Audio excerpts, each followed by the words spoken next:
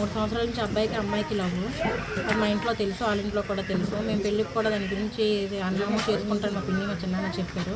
ఇప్పుడు ఏమైందంటే 3 నెలలు టైం అడిగాం మేము. ఇప్పుడు కంగారు పడుతుంది. 3 సంవత్సరాల నుంచి బాగానే ఉంది, మా ఇంటికి వస్తూ ఉంటుంది, వెళ్తూ ఉంటుంది, అంతా బాగానే ఉంది. మన బర్త్డేకి కూడా కేక్ కటింగ్ గట్రా చేశారు. మేము అందరం బాగానే చూస్తాం అమ్మాయిని. మా వల్ల ఎటు నుంచి కూడా ఏ టార్చర్ కూడా తనకు లేదు. నిన్న మధ్యాహ్నం మా తమ్ముడికి ఏమో చచ్చిపోతున్నానని బ్లాక్మెయిల్ చేసింది.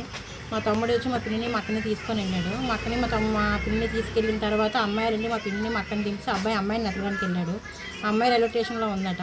చనిపోతున్నానని చెప్పిన తర్వాత మా పిన్ని వెళ్ళి నాకు 3 నెలలు టైం ఇవ్వండి, మేము చేస్తాము, ఇప్పుడు రండి మేము చేయలేమని అన్నది. మీరు ఏమీ చేయొద్దు, అంతా మేము చేసాము, మీరు వస్తే చాలని అన్నది. మా పిన్ని ఆ మాటకి నేను నచ్చినట్టు మీరు చేసుకోండి అని చెప్పింది. చెప్పిన తర్వాత నా కుటుంబం ఎవరికి చెప్పుకోలేదు కాబట్టి మా తమ్ముడు చెప్పింది, నేను పెళ్లి చేసుకొని ఇంటికి వచ్చి పిల్లల్ని తీసుకొని తిన్నగా అనేసి. కట్నం కూడా ఇవ్వలేమన్నారు. ఇవ్వలేమన్నా కూడా కట్నం వద్దని చెప్పారు.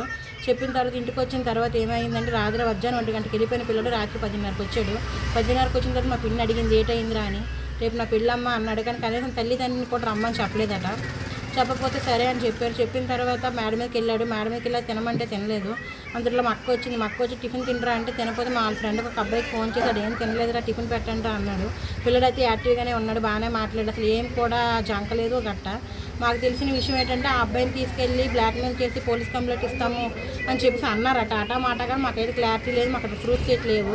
తర్వాత ఏంటంటే నాకు 2 ఆడపిల్లలు ఉన్నారు. మా నాన్న చూస్తే హెల్త్ బాగాలేదు, నాకు 7 లక్షల రూపాయలు అప్పు ఉంది, నేను తీరిస్తే కానీ పెళ్లి చేసుకోలేను, నాకు కొంచెం టైం ఇమ్మని అడిగాడు. అయినా కూడా అమ్మాయి వినలేదు. మరి అమ్మాయి ఎందుకు వినలేదు అనేది మాకు తెలియదు. మా పిన్ని నన్ను వెళ్ళి అడిగితే మీరు మారిపోవచ్చు కదా అని అన్నదట. మారిపోవచ్చు అన్నా కూడా మా పిల్లలు ఏమన్నారంటే నువ్వు మారిపోయింది చేయట్లేదు, నీకు కావాలంటే అగ్రిమెంట్ రాస్తామని చెప్పారు. అయినా కూడా అమ్మాయి వినలేదు. నాకు రేపే పెళ్లి కావాలన్నది, మోడంతో చేయమని అన్నది. అయినా కూడా మాకు రేపే కావాలంటే సరే శవంతలు చేసుకొని మా పిన్ని మా చిన్నాన్న చెప్పారు.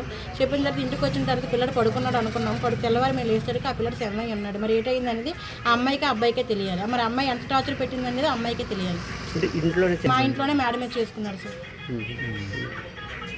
జోన్ వచ్చింది, మేము వెళ్ళిపోమని చెప్పాము. చెప్తే వెళ్ళని చెప్పింది. తిరిగి రిటర్న్ మా మీదే మీరే ఏదో చేశారు మా వీరేంద్ర అని అన్నది. ఆ టైం మేము ఎంత చేసుకుని పిల్లల్ని పోస్ట్ మార్టంకి ఇవ్వకూడదు, అయిపోయింది అని అనుకున్నాము. మేమే చేసామని ఎప్పుడైతే అన్నదో మేము ఆ పెద్ద మనుషులు వచ్చి లేదు కంప్లైంట్ ఇవ్వాలి, కేసు కట్టాలని చెప్పి నేను కేసు కట్టడానికి నేను అంగీరించి పెద్ద చరిత్ర సృష్టించినోడు ఇప్పుడు ఆ చరిత్రని తిరగరాయబోతున్నాడు. అబద్ధాల గోడల్ని బద్దలు కొట్టి నిజాలను రాగా మీ ముందుంచబోతున్నాడు. నిజమైన వార్తల కోసం వెంటనే డౌన్లోడ్ చేసుకోండి రా యాప్ని.